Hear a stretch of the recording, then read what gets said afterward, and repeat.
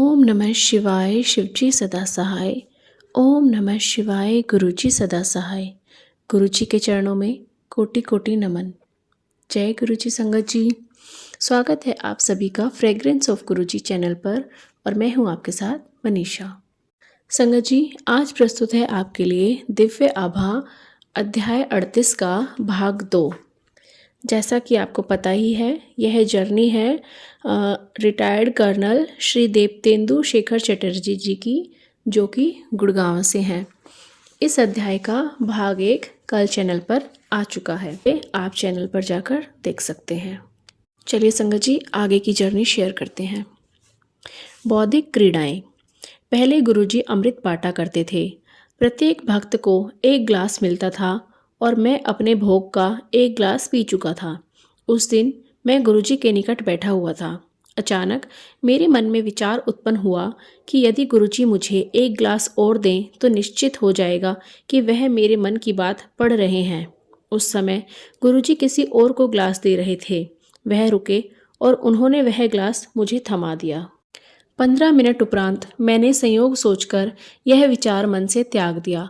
अब मेरे मन में आया कि यदि वह मुझे तीसरा ग्लास दें तो मुझे विश्वास हो जाएगा कि वह मेरे मन के भाव जान सकते हैं। वह उसी समय रुके और मेरी ओर देखकर बोले कि लो, यह ग्लास तुम स्वयं ही पियो। पहले गुरुजी को कोई स्पर्श नहीं कर सकता था। भक्त दूर से ही प्रणाम करते थे। एक बार जब मैं उनके पास बैठा हुआ था, मेरे मन में विचार आया कि मैं उनसे मिलकर अति भाग्यशाली हूँ, पर कितना अच्छा हो यदि गुरुजी मुझे अपने चरण स्पर्श करने दें। उन्होंने उसी क्षण मेरी ओर देखा। अगले दिन दोपहर को वह हमारे घर आए और बिस्तरे पर लेटने की इच्छा प्रकट की। प्रसन्नतापूर्वक मैं उनको अंदर शयन कक्ष में ले गया। उन्होंने लेटकर प्रश्न किया कि क्या घर में घी होगा। मेरे हामी भरने पर उन्होंने मुझे उससे अपने पैर की मालिश करने को कहा। उस समय तक मैं पिछले दिन की मनोकामना को भूल चुका था। आधा घंटे बाद उन्होंने पूछा कि क्या वह जा सकते हैं। तब मुझे आभास हुआ कि वह केवल मेरी इच्छा पूर्ति करने आए थे। जय गुरु जी। 42 वर्ष में 20 बाय 20 की दृष्टि। उस समय मैं 42 वर्ष के आसपास होऊंगा जब मुझे निकट की वस्तुएं धुंधली दिखने लगी। मैंने गुरुजी से अपनी दृष्टि ठीक करने का निवेदन किया तो वह बोले कि यह तो आयु के साथ ही होता है, पर मैंने पुनः उनसे अपनी दृष्टि ठीक करने का आग्रह किया। मुस्कुराकर उन्होंने मुझे लेटने को कहा। उन्होंने मेरी आंख के पास पहले माचिस की तीली जलाई और फिर एक चाय के चम्मच में जल लेकर मंत्रोच्चारण करते हुए वह मेरी आंख में डाल दिया। तुरंत ही मुझे सब साफ दिखाई देने लगा। उन्होंने कहा कि अब 2 वर्ष तक मुझे कोई कठिनाई नहीं होगी, पर उसके बाद प्रकृति अपना कार्य पुनः आरंभ कर देगी। उसके बाद मेरा स्थानांतरण गुवाहाटी हो गया था। एक दिन फिर मुझे निकट का धुंधला दिखने लगा। मैंने वह डायरी जिसमें गुरुजी द्वारा उपचार की तिथि लिखी हुई थी खोल कर देखी तो वह ठीक 2 वर्ष पूर्व की थी। जय गुरुजी। संभाषण जो मेरे रिश्तेदार ने नहीं दिया। जब हम चंडी मंदिर में रहते थे, एक दिन मेरे साढ़ू ने, जो समूह के सामने बोलने से कतराते थे, रांची से फ़ोन किया कि हम गुरुजी से निवेदन करके उनके द्वारा सैन्य अधिकारियों को दिए जाने वाले भाषण को रद्द करवा दें। हम उनका चित्र लेकर गुरुजी के पास प्रातः 4 बजे पहुँचे। गुरुजी के कमरे में प्रवेश करते ही उन्होंने मुस्कुराकर कहा कि क्या मुझे अपने साढ़ू का फ़ोन आया है। वह कायर, उसे क्या चाहिए। जब हमने उन्हें समस्या बताई तो उन्होंने हमें बैठने को कहा और अपने अन्य कार्य करने लगे। समय बीत रहा था तो हमने उनसे पुनः करने की विनती करी, पर उन्होंने हमें प्रतीक्षा करने को कहा। अचानक 8:05 पर उन्होंने उसका चित्र मांगा और उस पर अपनी उंगलियां फेरने के बाद कहा कि उन्होंने समस्या को अंतरित कर दिया है और अब वह भाषण एक ऐसा व्यक्ति देगा जो हिंदू नहीं है। उस शाम को मेरे साढ़ू ने फ़ोन पर बताया कि संभाषण अब एक मुस्लिम अधिकारी देगा। जब हमने उनसे पूछा कि यह निर्णय कब लिया गया तो उन्होंने कहा कि प्रातः 8:05 पर। जय गुरु जी। उपचार नजले से असामान्य रोगों का। मेरा सेवादार छुट्टी गया था। मुझे एक अन्य सेवादार मिला जिसका यौन परिवर्तन आरंभ हो चुका था। मेरे सूबेदार मेजर और मैं दोनों चिंतित थे। अब वह कैसे सेना में कार्यरत रहेगा और जवानों की बैरक में कैसे रहेगा। एक दिन जब गुरुजी मेरे घर आए तो मैंने इस लड़के को ठीक करने के लिए विनती करी। गुरुजी ने प्रश्न किया कि मैं कहाँ से ऐसे रोगी लेकर आता हूँ। मैंने उत्तर दिया कि गुरुजी, यह तो उसका भाग्य है और उसे ठीक होना है, इसलिए वह मेरे पास है। गुरुजी ने उसकी पीठ पर एक चम्मच रखा और वह ठीक हो गया। जय गुरुजी। एक दिन मुझे ज्वर हो रहा था और मैं धूप में लेटा हुआ था। दोपहर को 3 बजे गुरुजी हमारे घर आए और उन्होंने मेरे स्वास्थ्य के बारे में प्रश्न किया। मुझे सिरदर्द, ज्वर और मुंह में गंदा स्वाद था। साथ में नाक भी बह रहा था। उन्होंने मेरी पत्नी को एक डॉक्टर को बुलाने को कहा। तुरंत कर्नल चौधरी ताप नापने का यंत्र थर्मोमीटर लेकर आए। उन्होंने मेरा ताप 103 डिग्री नापा। गुरुजी के प्रश्न करने पर उन्हें बताया कि औषधियों से 48 घंटे में मैं ठीक हो सकता हूँ, अन्यथा 3 दिन लगेंगे। जय गुरुजी। गुरुजी ने फिर मेरी पत्नी को एक चम्मच थोड़ा सा नमक और जल लाने को कहा। उन्होंने उस चम्मच में थोड़ा सा नमक और जल मिलाया और कुछ मंत्रोच्चारण करके मेरी नाक में डाल दिया। मुझे लगा कि मेरे अंदर का सब कुछ बाहर निकल आएगा। मैं बाथरूम भागा और मेरी नाक से बहुत सा तरल निकला।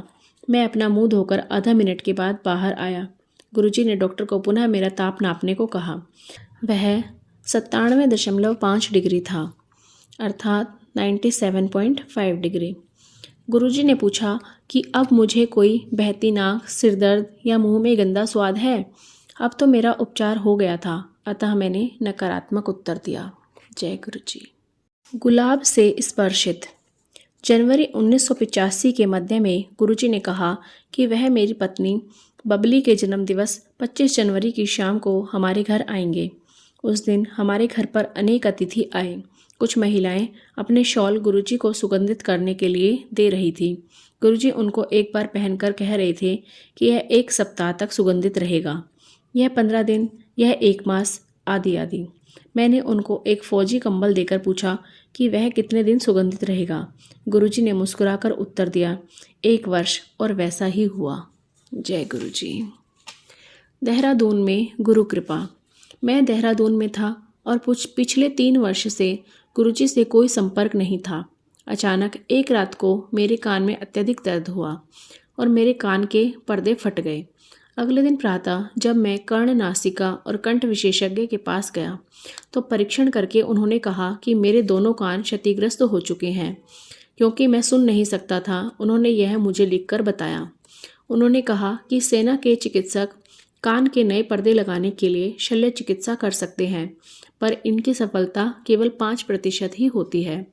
अतः मुझे मानसिक रूप से सेना से निवृत्त होकर घर जाने के लिए तत्पर रहना चाहिए। उसी शाम एक सिख सज्जन हमारे घर आए और उन्होंने कहा कि गुरुजी ने जालंधर से मेरे लिए अमृत भेजा है। उन्होंने यह भी बताया कि उनको पता है कि अब मुझे सुनाई नहीं देता है। 3-4 दिन अमृत पीने के बाद मेरे कान के पर्दे पुनः ठीक हो गए और मेरी श्रवण शक्ति लौट आई। डॉक्टर अचंभे में थे कि यह कैसे संभव हुआ। मैं देहरादून में ही था जब मुझे 1988 में सरकार से कार ऋण प्राप्त हुआ। मैं असमंजस में था कि कार कहाँ से लूँ, देहरादून, दिल्ली या कलकत्ता। एक दिन मुझे दिल्ली से कर्नल, अब ब्रिगेडियर कर्नल चौधरी का फ़ोन आया कि गुरुजी तूफान की भांति उनके कार्यालय में आए थे और उन्होंने कहा कि चटर्जी देहरादून में है और कार लेने के बारे में चिंतित है। उसको बोलो कि कार उसके लिए चंडीगढ़ में प्रतीक्षा कर रही है। इतना कहकर वह बाहर निकल गए। ब्रिगेडियर चौधरी उनके पीछे भागे, पर बाहर लंबे बरामदे में गुरुजी कहीं नहीं थे। यह सोचकर कि गुरुजी संभवतः दिल्ली आए होंगे और वह उनके दर्शन कर सके, उन्होंने जालंधर में गुरुजी के निवास पर फ़ोन किया। उत्तर देने वाले सज्जन ने कहा कि गुरुजी कहीं नहीं गए, वह उनके सामने बैठकर मुस्कुरा रहे हैं। फिर मैंने चंडीगढ़ से ही कार ली और 2006 में बिकने तक वह बहुत अच्छी तरह चली। जय गुरुजी। शुक्राना गुरुजी, अनंतम शुक्राना मेरे मालिक। तो संगत जी, कैसे लगा अध्याय 38 का भाग 2? कमेंट करके हमें ज़रूर बताइएगा। चलिए संगत जी, अब करते हैं मंत्र जाप। ओम नमः शिवाय शिवजी सदा सहाय। ओम नमः शिवाय गुरुजी सदा सहाय। ओम नमः शिवाय शिवजी सदा सहाय। ओम नमः शिवाय गुरुजी सदा सहाय।